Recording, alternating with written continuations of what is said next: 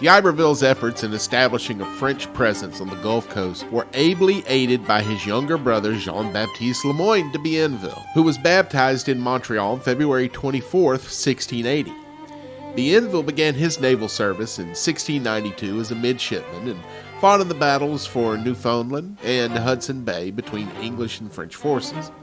Wounded in action at Hudson Bay, he recuperated in France and then joined Iberville on the expedition to rediscover the mouth of the Mississippi and to protect France's vast territory from its arch-rivals, Spain and England. The Spanish had already established a stronghold in Pensacola, and the British followed close on the heels of the Le Moyne fleet. In late 1699, Captain William Bond entered the Mississippi Delta, but he was repelled by Bienville, who audaciously ordered him to abandon the area. When Iberville returned in January 1700, he ordered the construction of Fort La Boule on the river south of present-day New Orleans and named Bienville commandant. The post was Bienville's first position of authority. He was only 20 years old, but despite his youth, proved a talented leader and worked well with the local Indian nations, the Mobile, the Biloxi, and the Pascagoula, all of whom helped support the colony.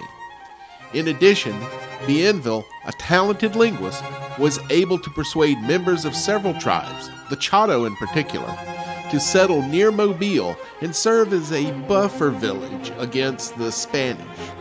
An effort made all the more important by the outbreak of the War of the Spanish Succession.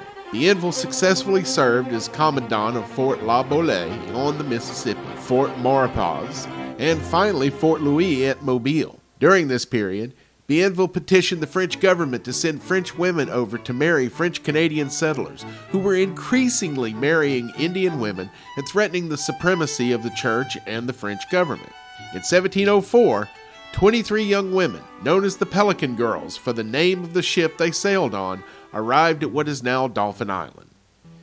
Despite Bienville's achievements, he made a number of enemies in the colony. Many of these strained relationships stemmed from the questionable business activities of his brothers Iberville and Sirganet, both of whom made substantial fortunes from profiteering.